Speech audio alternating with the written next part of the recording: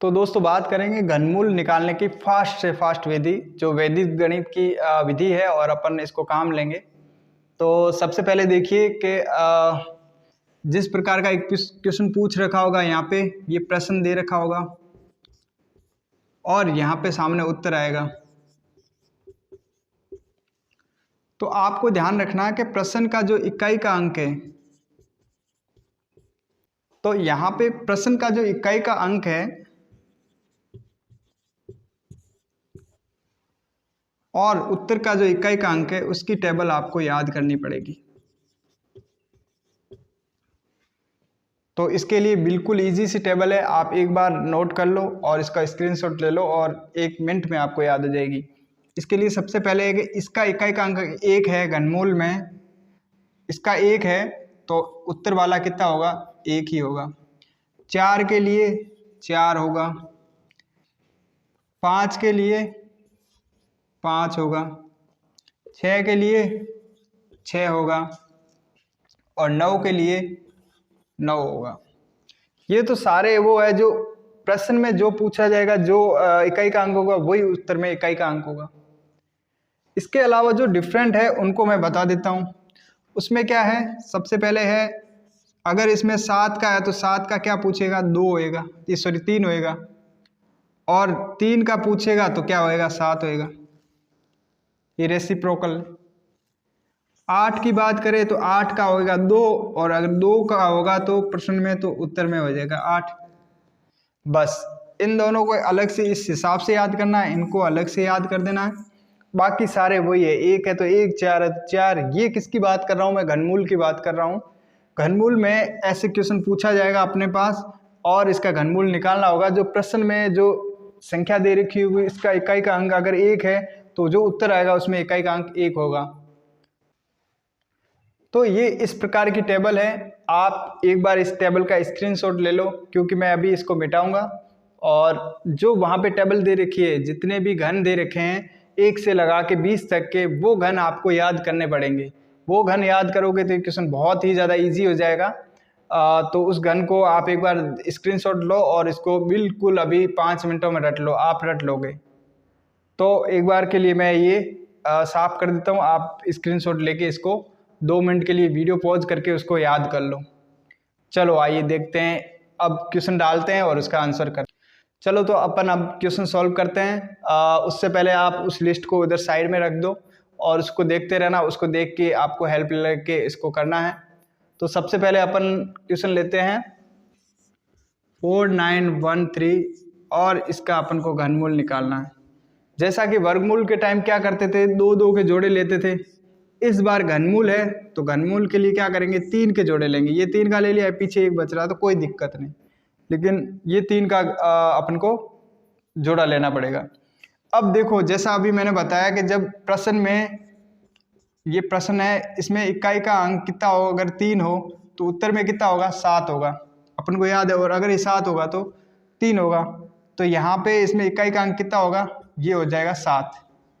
इकाई का अंक आ गया यहाँ पे 7। दहाई का अंक अपन को निकालना है 7। अब दहाई का अंक किसके, इसके हिसाब से लेंगे, दूसरे वाले जोड़े के हिसाब से। यहाँ पे आ रही है संख्या 4, तो उसके हिसाब से कैसे निकलेगा। देखो 1 का घन कितना है, 1 है, 2 का घन कितना है, 8 है। तो ये 4 संख्या किसके बीच में कर रही है, 1 और 2 के घन के बीच में। ये 4 है 1 और 8 के बीच में, यानी ये है 1 का घन, ये है 2 का घन, इन दोनों के बीच में वेरी कर रही है।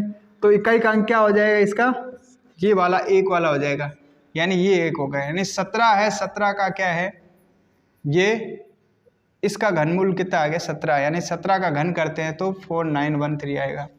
कितने लोगों को बात समझ आ गई। बहुत ही फास्ट मेथड है, बढ़िया मेथड है, आप इसको अप्लाई करो, आपका चुटकियों में सवाल हो जाएगा। और सीईटी में जैसा कि आपको दे रखा 6 अंकों तक के आपको वर्गमूल घनमूल सब निकालने हैं, तो सबसे ज़्यादा बेसिक इन विधियों पे आएंगे। यही वैदिक गणित की विधियां हैं, इन पे क्वेश्चन आएंगे। तो आप सबसे पहले ये लिस्ट याद कर लो। इसके अलावा ये प्रश्न और उत्तर वाली जो प्रश्न और उत्तर में क्या क्या इसके इकाई के अंक आते हैं उसको याद कर लो और फिर इसको अप्लाई करो, बिल्कुल फास्ट से क्वेश्चन हो जाएंगे। अभी नेक्स्ट क्वेश्चन और लेते हैं और करते हैं 2-4 क्वेश्चन, आपको सब समझ आ जाएगा। चलिए दोस्तों अगला क्वेश्चन लेते हैं।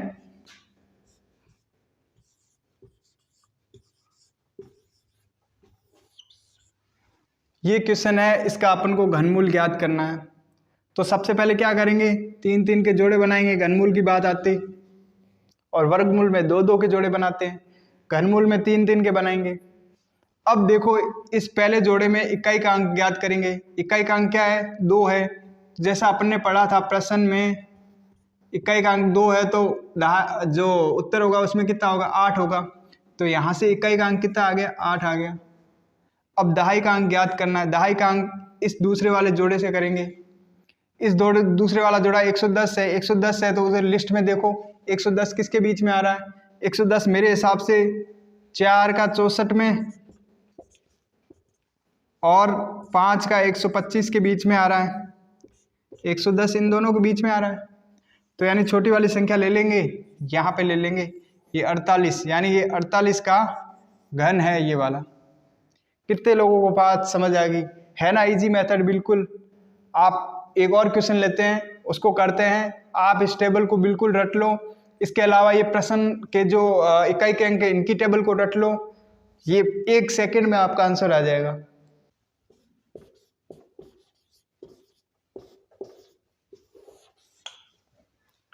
ये एक और अलग प्रकार का क्वेश्चन है, इसमें भी 3 3 का जोड़ा ले लो। अब यहाँ से इकाई का अंक निकालो, क्या आएगा, जब 6 हो इकाई का अंक तो 6 आएगा। जब प्रश्न में 6 हो तो उत्तर में भी 6 आएगा, तो इकाई का अंक तो आ गया 6। दहाई का क्या होगा, दहाई का इस दूसरे जोड़े से निकालेंगे। 175 किसके बीच में है, ये है 216 और 125 के बीच में, ये 5 का और 6 का, इन दोनों के बीच में। तो ये छोटी वाली संख्या लेंगे यानी 5, इसका क्या आ जाएगा 5, यानी 56 वो संख्या है जिसका घनमूल ये है। इसी प्रकार से सारे क्वेश्चन हो जाएंगे। तो घनमूल निकालने की सबसे बढ़िया विधि है कि नहीं है।